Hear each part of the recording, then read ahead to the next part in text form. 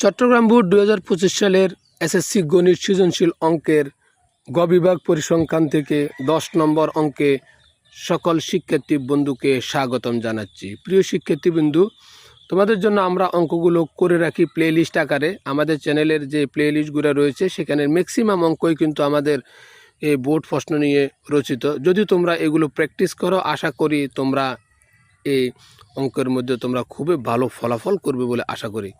চলে যাচ্ছি মূল প্রশ্নে, যেখানে আমাদেরকে বলা রয়েছে যে সারণীটি লক্ষ্য করো এবং শ্রেণীব্যাপ্তি 31 থেকে 40-এর মধ্যে 4, 41 থেকে 50-এর মধ্যে 6, 51 থেকে 60-এর মধ্যে 9, 61 থেকে 70-এর মধ্যে 11, 71 থেকে 80-এর মধ্যে 7 এবং 81 থেকে 90-এর মধ্যে 3 বলেছে। প্রচুরক শ্রেণীর মধ্যবিন্দু নির্ণয় করো।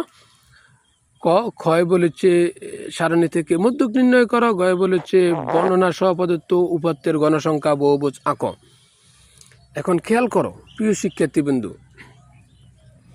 যে আমাদের যে প্রদত্ত সারণীতে গণসংখ্যা সর্বাধিক 11 রয়েছে 61 থেকে 70 এই শ্রেণীতে। এখানে সর্বাধিক বলতে এখানে গণসংখ্যা এখানে 4, এখানে 6, এখানে 9, এখানে 7, এখানে 3, সবচাইতে বেশি হচ্ছে এই জায়গায় 8, এটা হচ্ছে 11।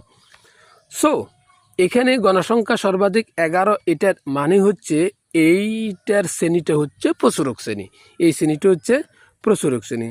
তো এখন সুতরাং প্রচুরক শ্রেণী হচ্ছে এই শ্রেণীটা 61 থেকে 70, এই শ্রেণীটা হচ্ছে প্রচুরক শ্রেণী।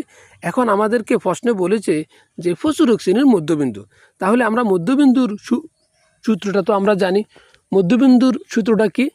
সূত্রটা হচ্ছে ঊর্ধ্বমান প্লাস নিম্নমান ভাগ 2। এখানে ঊর্ধ্বমান কত? ঊর্ধ্বমান হচ্ছে 70, এখানে নিম্নমান কত? নিম্নমান হচ্ছে 60। তাহলে এখানে মাঝখানে প্লাস হবে, এই দুটো সংখ্যা যোগ করলে হবে 131। 131কে 2 দ্বারা যদি আমরা ভাগ করি হবে 65.5। খ অংশে কী বলছে খেয়াল করো। খ অংশে বলছে প্রদত্ত সারণী হতে মধ্যক নির্ণয় করো। এখানে আমাদের সারণীটা আমরা মধ্যক নির্ণয় করার জন্য আমাদের যে শ্রেণীব্যাপ্তির গড়টা রয়েছে এইরকম আর এটাকে আমরা এভাবে কনভার্ট করে নেব।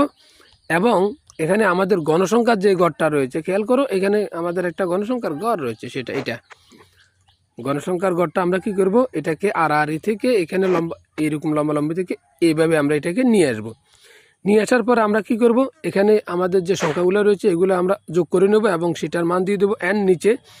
এবং আরেকটি গড় আমাদের লাগবে, সেটা হবে ক্রমযোজিত গণসংখ্যা।